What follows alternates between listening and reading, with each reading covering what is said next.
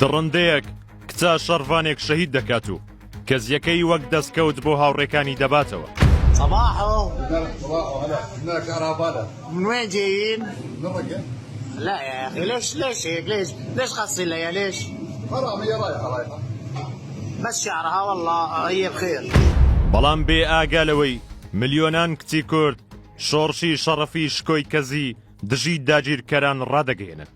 دوای ئەوەی یەکێک لە چەکدارانی دیمەشق لە کاتی شەڕ و ڕوبەڕووبوونەوە کچە شەڕڤانێک بەدیل دەگرن جگە لە شەهیدکردنێکی دڕندانە کەزیەکەی دەبڕێت و لە گرتەیەکی ڤیدیۆیی وەک شانازی باسی بڕینی کەزیەکەی دەکات و دەڵێت بە دیاری بۆ هاوڕێکانم هێناوەتەوە. هەردوای بڵاوبوونەوەی ڤیدیۆکە کچان و ژنانی کورد چاڵنجی هۆنینەوەی کەزی ڕادەگەێن و ئێستا ئەم چاڵنجە بۆتە ترێند و ناویان لێناوە کەزی شکۆ هێزی ژنی کووردە. چاڵنجەکە سەرجەم ناوەندەکانی خوێندنی لە هەر چوار پارچەی کوردستان گرتۆتەوە.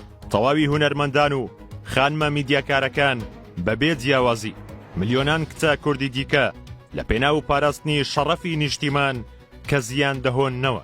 ئەو چەکدارەی دیمەشق خۆی باوکی چوار کچە و لە سۆشیال میدیا لە کاردانەوەی ئەو کردەوە تیرۆریستی و نامرۆڤانەی داوا دەکرێت قژی کچەکانی بکرێت بە کەزی.